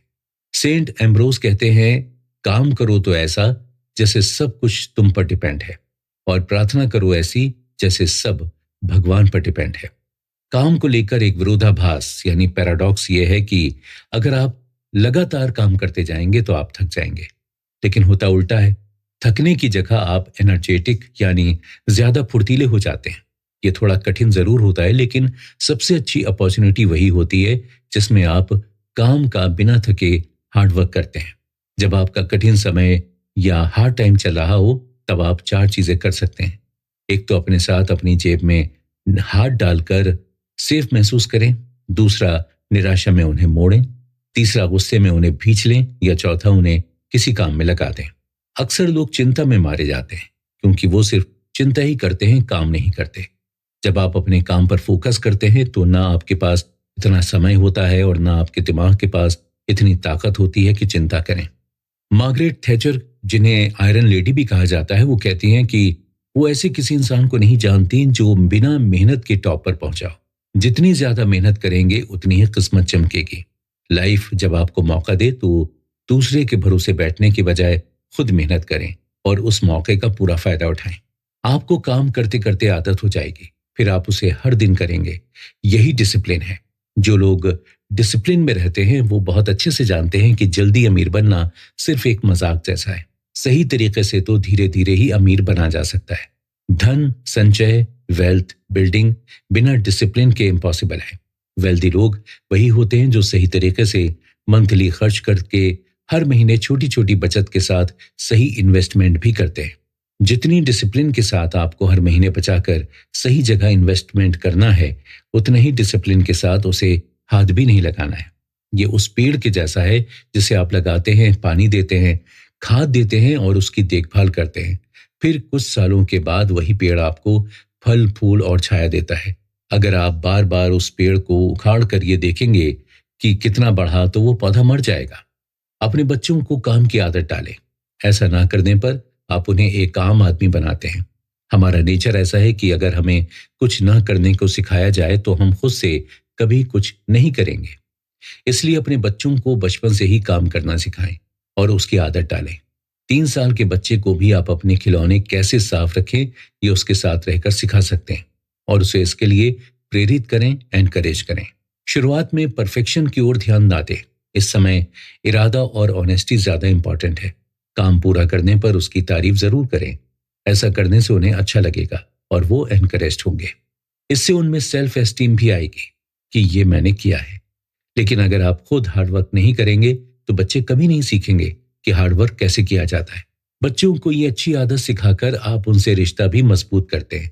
फिर वो कभी शिकायत नहीं करेंगे कि उन्हें काम करना पड़ा। अपने बच्चों को काम के बदले पैसे की आदत डालें। मतलब काम करो और कमीशन लो। अगर नहीं किया तो पैसा भी नहीं मिलेगा। कुछ गलत हुआ तो पैसा भी काटा जाएगा। या यूं कहें कि अपने बच्चों को यह भी सिखाएं कि काम के बदले पैसा और काम ठीक ना होने पर पैसे कटेंगे। बच्चों को पैसे की बचत के साथ साथ उसे सही यूज करना भी सिखाएं। बचत का मतलब ये नहीं कि वो जितना कमाएं सब सेव करें, पर जो अमाउंट मिलकर तय किया है उसे सेव करें। इस जमा राशि से जब वो किसी जरूरतमंद की मदद करेगा तो उसे वाकई बहुत खुशी होगी कि वो खुद कमाए पैसे से किसी का भला कर सका। बहुत चिंता का विषय है। कई आंकड़ों से यह सामने आ रहा है कि आजकल पेरेंट्स जिन्होंने खुद जिंदगी भर कड़ी मेहनत करके संपत्ति बनाई है, अपने बच्चों को बहुत ज्यादा पैम्पर करते हैं। इसे वो मदद करना कहते हैं। बच्चों के मदद करना बुरा नहीं होता, लेकिन उन्हें अपने पर डिपेंड बना देना गलत होता है।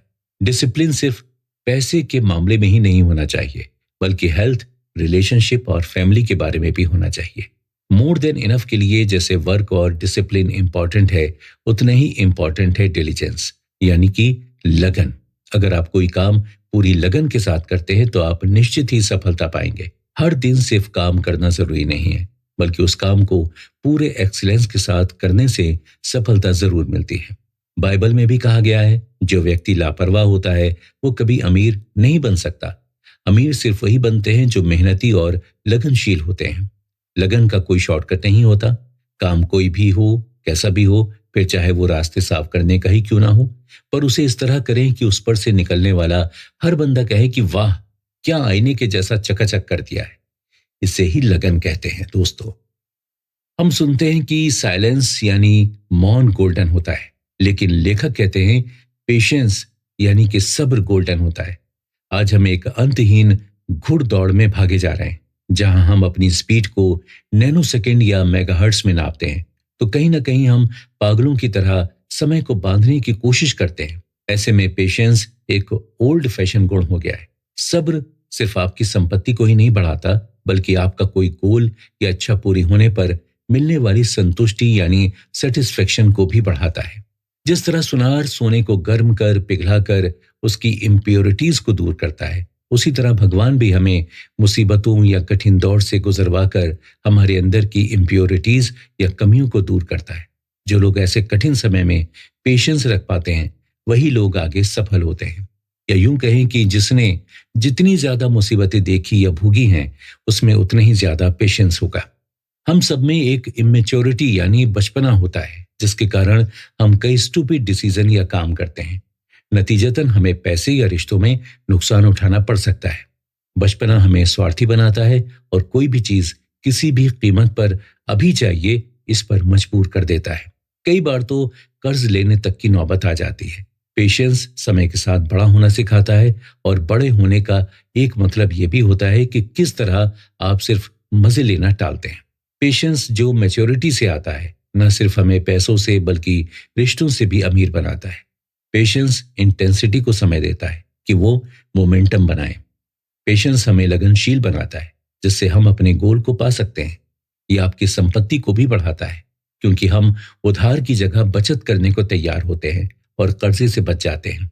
लेकिन प्रॉब्लम यह है कि लोगों में पेशेंस ही नहीं होता। वो लॉन्ग टर्म फायदे की जगह शॉर्ट टर्म फायदा या खुशी देखते हैं। पेशेंस आपका पैसा भी बचाता है, क्योंकि आप फालतू की चीजों पर पैसा खर्च करने के बजाय उसे सही और जरूरी चीजों के लिए बचाते हैं। यह आपकी बार्गेन पावर यानी सौदा करने की ताकत को भी बढ़ाता है।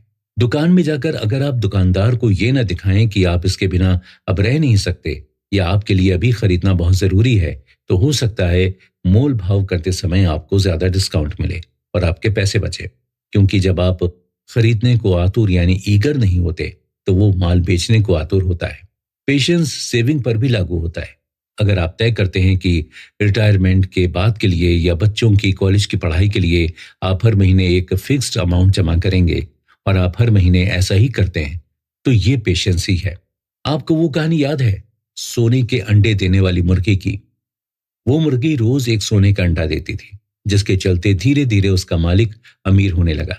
तभी उसके मन में लालच जागा और उसने सोचा, अगर मैं मुर्गी को मारकर सारे अंडे एक साथ ही निकाल लूं, तो मैं जल्दी से अमीर बन जाऊंगा।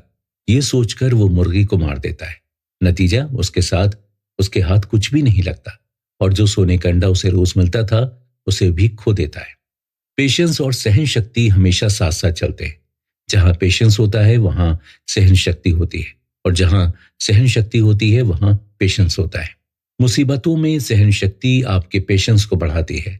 पेशेंस ही सही मायनों में हमारी ताकत भी है। ये सिर्फ पैसों से ही नहीं, बल्कि रिश्तों में ईमानदारी से भी जुड़ा होता है, और ये आपके बुरे समय से ही आता है। शायद ही ऐसा कोई होगा जो पावरफुल हो और जिसमें पेशेंस कूट कूट कर भरा हो, लेकिन कभी किसी कठिन परिस्थिति से ना गुजरा हो। जैसे जैसे आप बुरी या कठिन परिस्थिति से गुजरते हैं, सब्र अपने आप आता जाता है। भगवान सबकी प्रार्थना सुनता जरूर है, कभी वो पूरी करता है, कभी नहीं, और कभी कभी आप ग्रो हो सकें, इसलिए वो आपको मुसीबतों या बुरे समय में फंसा देता है। जिस तरह सुनार सोने को साफ करने के लिए उसे गर्म करता है, उसी तरह भगवान भी हमारी कमियों को दूर करने के लिए हमें मुसीबतों में डालता है, ताकि हम सीखें और आगे बढ़ें। इसलिए कभी भी बुरे समय में या मुसीबतों में घबराएं नहीं, बल्कि हमेशा ध्यान रखें कि ऊपर वाले ने आपको थाम कर रखा है।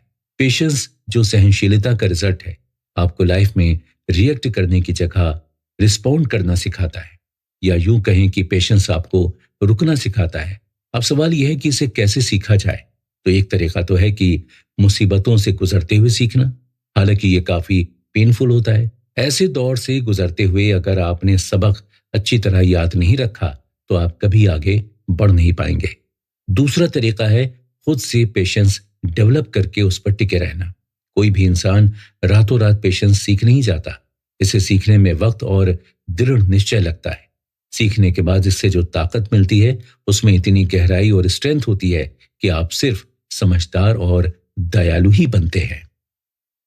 कंटेनमेंट यानी संतोष फाइनेंशियल प्रिंसिपल में सबसे पावरफुल होता है। अगर आप में संतोष है तो आप आसानी से किसी भी कर्जे से निकल सकते हैं, बचत कर सकते हैं और इन्वेस्ट कर सकते हैं। इसका आपके रिश्तों पर भी असर पड़ता है। जब आप में संतोष होता है तो यह आपकी इनर स्ट्रेंथ को दिखाता है। आज जब हम दौड़ भाग के जमाने में दौड़े जा रहे हैं तब संतोष, जो सुनने में भले ही थोड़ा अटपटा लगे, पर होता अच्छा है। आजकल टेंशन में रहने को ही नॉर्मल माना जाता है। ऐसे में अगर आप शांत और संतोषजनक दिखाई देते हैं तो लोग हैरान हो जाते हैं। जब आप ज्ञानी और दयालु होते हैं तभी आप रिश्तों को मजबूत कर पाते हैं और रिश्ते फलते फूलते हैं। लेकिन अगर आप खुद इमोशनली या स्पिरिचुअली चीजों के पीछे भागते रहते हैं तो ऐसे समय में आप किसी को भी या जिन्हें आप चाहते हैं उन्हें खुश नहीं रख पाएंगे। संतोष एक ताकत होती है, लेकिन आज के हमारे इस माचो हाइपर कल्चर ने संतोष को कमजोरी समझ लिया है। मार्केटिंग का जमाना है। जितना मार्केटिंग से प्रभावित लोग आज होते हैं, इससे पहले कभी नहीं होते थे।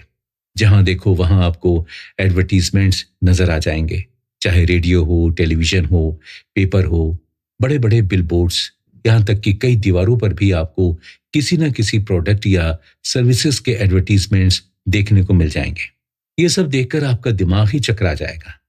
एडवर्टीजमेंट्स को इतनी बार आपके सामने प्रेजेंट किया जाता है कि एक स्थिति ऐसी बनती है जब आपको लगता है अगर आपने ये नहीं खरीदा तो आप खुश नहीं रह पाएंगे, और नतीजा आप तब भी खरीदते हैं जब जरूरत ना हो। तो क्या एडवर्टीजमेंट गलत है? जी नहीं, बिल्कुल नहीं। हाँ, पर इससे बहुत ज्यादा प्रभावित होना गलत है। कोई भी खरीदारी एक प्रोसेस होता है जिसमें पहले जरूरत या इच्छा आती है, फिर सोचते हैं कि कितने में पड़ेगी, फिर आपको लगने लगता है कि बस अब तो आपने उसे खरीद ही लिया और आप उससे जुड़े सपने देखने लगते हैं। अचानक आपको ध्यान आता है कि अरे, अब तक तो अपन ने इसे खरीदा ही नहीं। फिर एक फ्रस्ट्रेशन होता है। ये फ्रस्ट्रेशन तब तक बढ़ता है जब तक आप वो चीज खरीद नहीं लेते। खरीदने पर मन शांत हो जाता है। जितनी बड़ी खरीदारी उतना ज्यादा फ्रस्ट्रेशन, ये सब में होता है। प्रोफेशनल मार्केटिंग वाले या एडवर्टाइजर्स बस यही करते हैं कि आप में इतनी जरूरत, इच्छा को जागृत करते हैं कि आपको लगने लगता है कि ये चीज खरीदते ही आपकी लाइफ आसान हो जाएगी, आपको खुशी मिलेगी। फिर जैसे ही आप में इच्छा या जरूरत जाग गई, पूरा प्रोसेस अपने आप शुरू हो जाता है और फाइनली हम खरीद ही लेते हैं। संक्षेप में कहें तो एक अच्छा मार्केटिंग वाला या एडवर्टाइजर आपकी भावनाओं के साथ खिलवाड़ करता है। ऐसे बहुत सारे रिसर्चेस हैं जिनमें पाया गया है कि आप जितनी ज्यादा देर टीवी देखते हैं, आप उतना ज्यादा खर्च भी करते हैं। ऐसे मार्केटिंग के जमाने में रहने का मतलब है धीरे धीरे हम असंतोषी होते जा रहे हैं और न सिर्फ अपने पैसे बल्कि रिश्ते भी खोते जा रहे हैं। असंतोषी लोग हमेशा शॉर्टकट ढूंढने में लगे रहते हैं। वो जल्दी से जल्दी अमीर बनना चाहते हैं। ज्यादा अच्छी the big better deal BBD के चक्कर में एक के बाद एक जॉब चेंज करते रहते हैं। जल्दी अमीर बनने का सोचना ही नहीं बल्कि अमीरी दिखाना भी बताता है कि आप असंतोषी हैं। सिर्फ दिखाने के चक्कर में लोग वो करते हैं जो वो है नहीं, या वो खरीदते हैं जो वो अफोर्ड नहीं कर सकते। इन सब का नतीजा है कर्जा, और ये आजकल बहुत चलन में है। असंतोष के दूसरे लक्षण हैं चिंता और डर। आर्थिक तंगी के दौरान रिश्तों में खींचातानी होती है और दिन रात चिंता बनी रहती है। ईर्ष्या, जलन असंतोष के ही लक्षण हैं। अक्सर दूसरों के पास की चीजें देखकर लोग जलते हैं कि वो उनके पास नहीं है, पर जो हरियाली हमें दिखती है वो असल में होती नहीं है। आप नहीं जानते कि अंदर ही अंदर सामने वाला किस दौर से गुजर रहा है। जलन हमें कभी खुश नहीं रहने देती। खुशी जो है उसमें ही है, जो नहीं है उसे पाना खुशी नहीं है। क्योंकि इंसान को आज एक, कल एक, फिर कुछ और चाहिए ही रहता है। ये सिलसिला तब तक खत्म नहीं होता जब तक आप समझ नहीं जाते कि जो प्राप्त है वही पर्याप्त है। कुछ और की चाहत और खुशी के चक्कर में आप खरीदते जाते हैं। जैसे आप एक नई कार, कल उससे बड़ी, या आज एक कमरे का घर तो कल 2 कमरे का, फिर 3 कमरों का। असंतोष के चलते हम शॉर्टकट ढूंढने लगते हैं। शॉर्टकट आत्मविश्वास की जगह अभिमान एरोगेंस लाता है और व्यक्ति उतावला डिस्परेट हो जाता है। उसे लगता है कि शॉर्टकट ही सही है। बाइबल में कहा गया है कि सच्चे व्यक्ति को आशीर्वाद ही मिलता है और अमीर बनने की जल्दी करने वाले को सजा मिलती है। हमारे यहाँ भी कहावत है, यहाँ का किया यहीं भुगतना पड़ता है। खरगोश और कछुए की कहानी तो याद ही होगी आपको। बस ईमानदार इंसान भी उसी तरह जीतता है जैसे कछुआ जीतता था। हम कह सकते हैं कि असंतोष कैरेक्टर में होता है, ना कि परिस्थितियों में, जिसे हम पैसे से सुधारें। अमेरिका में आप क्या हैं का अंदाजा आपके पास कौन सी कार है उससे लगाया जाता है। जितने ज्यादा अमीर उतनी बड़ी और नई कार, जो गलत है। कई स्टडी से पता चलता है कि जो वाकई अमीर होते हैं वो कभी दिखावा नहीं करते, या यूं कहें कि बड़ा घर और बड़ी कार इस बात का सबूत बिल्कुल नहीं है कि आप अमीर हैं। जहां संतोष होता है वहां किसी तरह की कोई शिकायत की गुंजाइश नहीं रहती। आप लोगों को अक्सर शिकायत करते हुए सुन सकते हैं।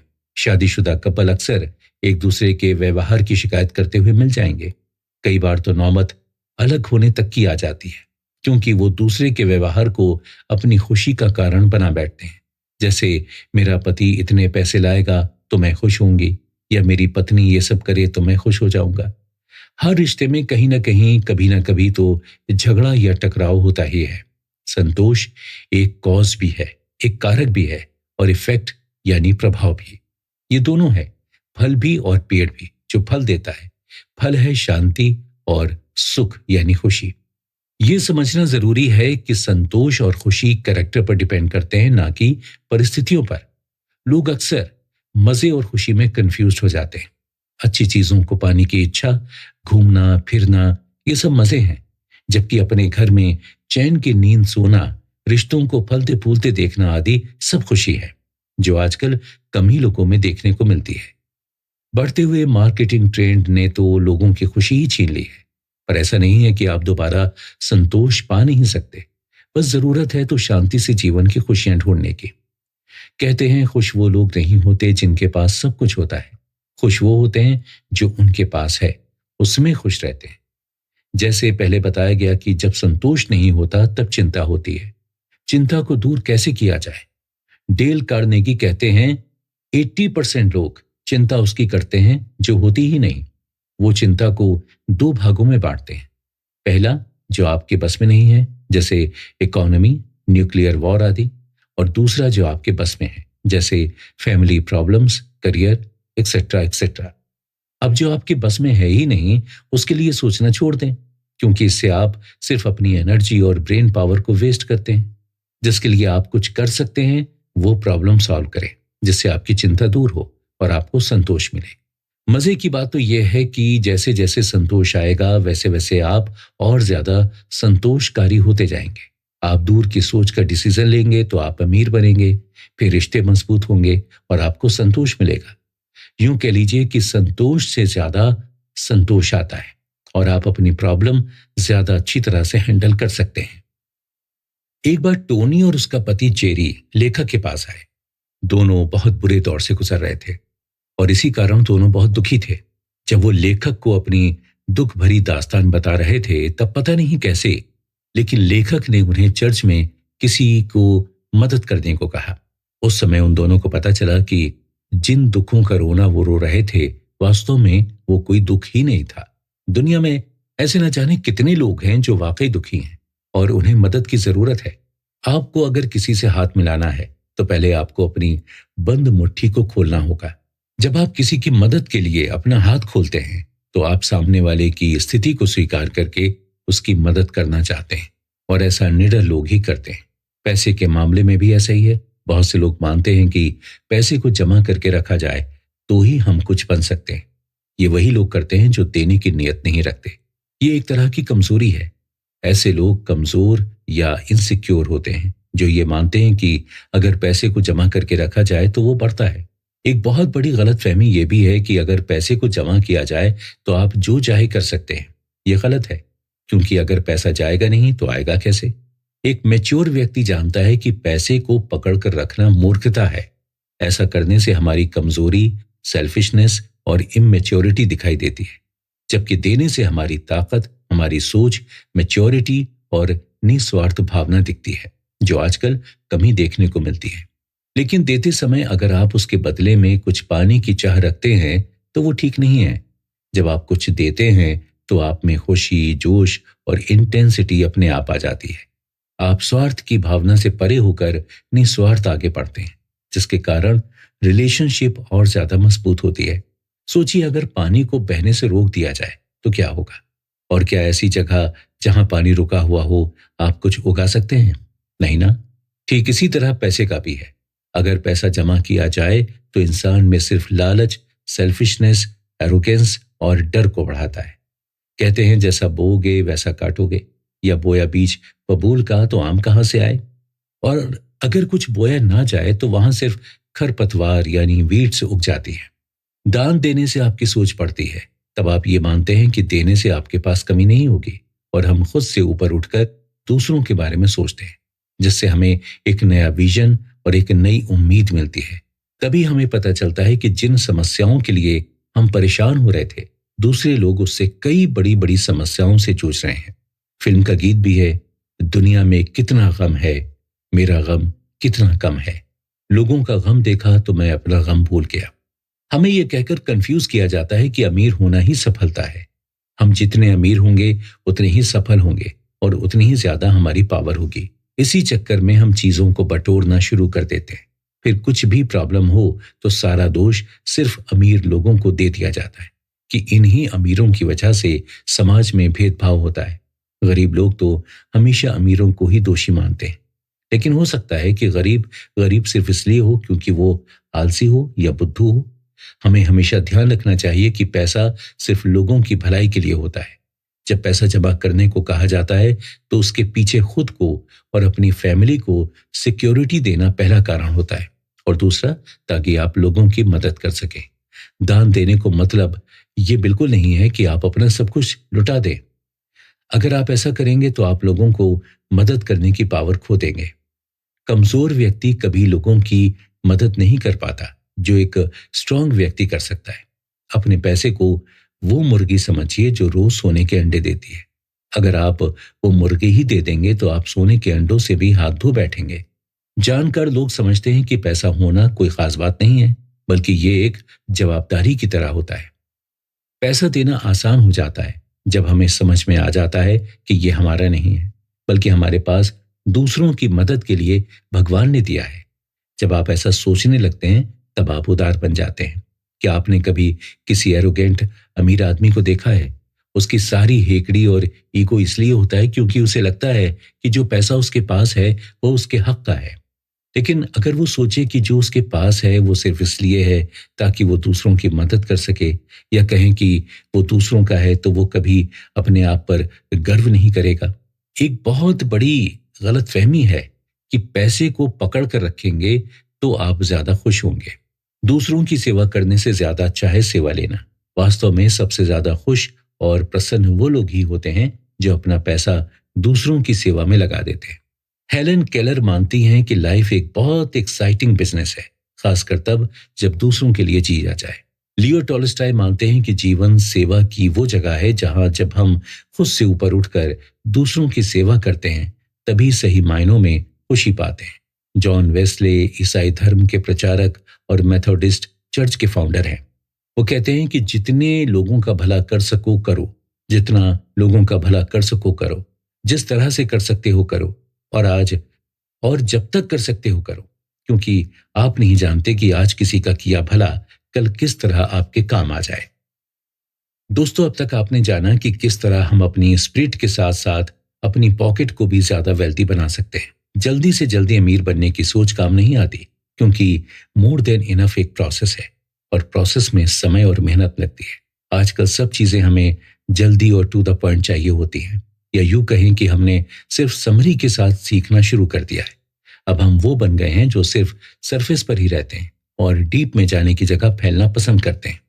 बुद्धिमत्ता, विजडम एक एंशिएंट टर्म है जो अक्सर क्लेवरनेस या ज्ञान के साथ सब्स्टिट्यूट कर दी जाती है, पर असल में ऐसा है नहीं। परीक्षा में सही आंसर लिखना इंपॉर्टेंट है, पर वो विजडम नहीं है। इंटेलेक्ट कभी भी विजडम का सब्स्टिट्यूट नहीं हो सकता। यदि बहुत अमीर और बहुत बुद्धिमान में से किसी एक के साथ रहने को चुनना हो तो लोग निश्चित ही अमीर के साथ रहना ज्यादा पसंद करेंगे। दुख की बात है कि आज हम ऐसे कल्चर में रहते हैं, ऐसे कल्चर में जीते हैं जहां पैसे को बुद्धि से ज्यादा महत्व दिया जाता है। हम सब जानते हैं पैसा कभी भी ये तय नहीं करता कि व्यक्ति बुद्धिमान है, पर फिर भी हम सब पैसे को बुद्धि से ज्यादा इंपॉर्टेंट मानने की गलती करते ही हैं। सभी अमीर लोग बुद्धिमान नहीं होते, लेकिन सभी बुद्धिमान एक समय बाद अमीर जरूर बन जाते हैं।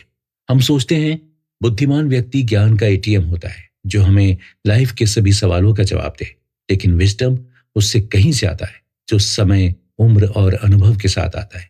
हम सब बुद्धिमान तो बनना चाहते हैं, लेकिन काम उसके बिल्कुल उल्टे डायरेक्शन में करते हैं। हमारा कल्चर बूढ़ों के बजाय युवाओं को ज्यादा मानता है। अक्सर बहुत से लोग बुजुर्गों को ज्ञान का भंडार होने की जगह नकारा समझते हैं।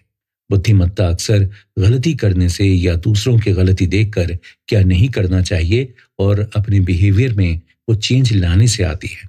रिसर्च बताती है कि हम अपने ब्रेन का सिर्फ 10% ही यूज करते हैं। अमेरिकन साइकोलॉजिस्ट अब्राहम मैस्लो ने ह्यूमन मोटिवेशन का मॉडल तैयार किया है। इसमें मैस्लो ने जरूरतों को क्रम दिया है। सबसे पहले आती है मूलभूत आवश्यकताएं या फिजियोलॉजिकल नीड, जैसे फूड, शेल्टर, कपड़ा और ट्रांसपोर्टेशन। जब हमारी ये जरूरत पूरी हो जाती है तब हम दूसरे लेवल पर यानी सेफ्टी और सिक्योरिटी को पाने की कोशिश करते हैं। तीसरे लेवल पर आते हैं प्यार और संबंध। जब इन सब में हमें सेटिस्फेक्शन मिल जाता है तब हम चौथे लेवल पर यानी कॉन्फिडेंस, मान सम्मान पर पढ़ते हैं। और जब ये सारे लेवल पा लेते हैं तब खोज शुरू होती है खुद की, जहां हम वो करते हैं जिससे हमें मानसिक शांति मिले और हम भगवान से मिले। इसे हम मैच्योरिटी का वो लेवल भी कह सकते हैं जहां इंसान वो करता है जिसके लिए ऊपर वाले ने उसे बनाया हो। लेखक इसे सेल्फ एक्चुअलाइजेशन कहते हैं। विजडमोनिक्स वो प्रोसेस है जो इंसान से उसकी क्षमता को मैक्सिमाइज करवाता है जिससे वो टॉप तक पहुंच सके। ये पैसा रिलेशनशिप आदि की वो स्टडी है जिसके प्रोसेस कैरेक्टर डेवलपमेंट से होता है। ये खाली ज्ञान से कहीं ज्यादा होता है। ये आपको सही डिसीजन लेने की क्षमता और गति देता है जो आप कभी सपने में भी नहीं सोच सकते। बाइबल में कहा गया है वो व्यक्ति भाग्यवान होता है जिसे बुद्धि और समझ आ जाती है। ये एक प्रोसेस है जिससे आप वो कर सकते हैं जिसके लिए ऊपर वाले ने आपको बनाया हो। बुद्धिमान लोग सहनशील होते हैं। इसका मतलब ये नहीं है कि वो टाल मटोल करते हैं, बल्कि सब्र के कारण बेवकूफियां करने से बचते हैं। पेशेंस विजन को वैल्यू से बनते देखता है जिसमें इंटेंसिटी होती है। हम संतोष की सीढ़ी से बुद्धिमान बनते हैं। जब तक आप संतोष का अनुभव नहीं करते तब तक आप सही मायने में बुद्धिमान नहीं बन पाएंगे। बुद्धिमान व्यक्ति अपनी चीज, अपना समय, यहां तक कि खुद को भी दूसरों को दे देते हैं। बात करें अगर हिम्मत की, तो हिम्मत के बिना हम कहीं खड़े नहीं हो सकते। हिम्मत वो है जो पहाड़ों को भी हिलाने की ताकत रखती है। हिम्मत जो बुद्धि से आती है बहुत ही पावरफुल होती है, जो सिर्फ बहादुरी से कहीं ज्यादा गहरी और मजबूत होती है। वो करेज है जो आपको अपने वैल्यूज पर डटे रहने देता है। महात्मा गांधी ने भी कहा है, कायर कभी आदर्श नहीं बन सकते। पावर की बात करें तो पावर वो नहीं है जिसे दिखाने की जरूरत पड़े, बल्कि पावर भी पैसे के जैसे ही है जो दूसरों की मदद का एक जरिया है। जैसे शेर को ये बताने की जरूरत नहीं है कि वो जंगल का राजा है। जैसे बाज को ये बताने की जरूरत नहीं है कि वो कितना ऊंचा उड़ सकता है, क्योंकि ये वो करके ही दिखाते हैं। आज ऐसे ही क्वाइट पावर की आवश्यकता है जो सिर्फ उन्हीं लोगों में मिलता है जो बुद्धिमान होते हैं। मार्गरेट थेचर कहती हैं कि पावरफुल होना औरत होने के समान है। आपको लोगों को बताने की जरूरत नहीं है कि आप एक औरत हैं, और अगर आप ऐसा करते हैं तो आप वो नहीं हैं जो आप बताते हैं। लेकिन आज हम जिस समाज में रहते हैं वहां अक्सर शांत और नम्र व्यक्ति को कमजोर समझ लिया जाता है। नम्र होना कमजोरी नहीं, बल्कि वो पावर है जो आपके कंट्रोल में है। सज्जन होने के लिए पावर लगता है, या यूं कहें सज्जनता या जेंटलनेस ही सही पावर है। कुछ करने से पहले जरूर सोचें कि आप क्या हैं और क्या करना है, तभी आप सही कर पाएंगे। सही करेंगे तो आपके पास वो सब होगा जो होना चाहिए। स्टीवर्ट वाइट कहते हैं, तब तक कोई काम ना करो जब तक आपको खुद पर यकीन ना हो, लेकिन कोई काम इसलिए भी मत छोड़ो क्योंकि दूसरों को आप पर यकीन नहीं है। आप कुछ करेंगे तो लोग बुराई यानी क्रिटिसिज्म भी करेंगे ही, क्योंकि ऐसे बहुत से लोग हैं जो सिर्फ बातें ही करते हैं पर करते कुछ नहीं है। लेकिन ऐसे लोगों की ओर ध्यान ना दें और अपना काम चालू रखें, तभी कुछ करके दिखा सकते हैं। तो समझा आपने दोस्तों किस तरह वेल्थ बिल्डिंग और रिलेशनशिप एक दूसरे से जुड़े हुए हैं। अब तक आपने जाना कि किस तरह बताए गए सारे प्रोसेसेस को फॉलो करके हम वाइज यानी बुद्धिमान बन सकते हैं। तो अगर आप भी कुछ एक्स्ट्रा ऑर्डिनरी बनना चाहते हैं तो आपको एक्स्ट्रा ऑर्डिनरी कुछ करना होगा।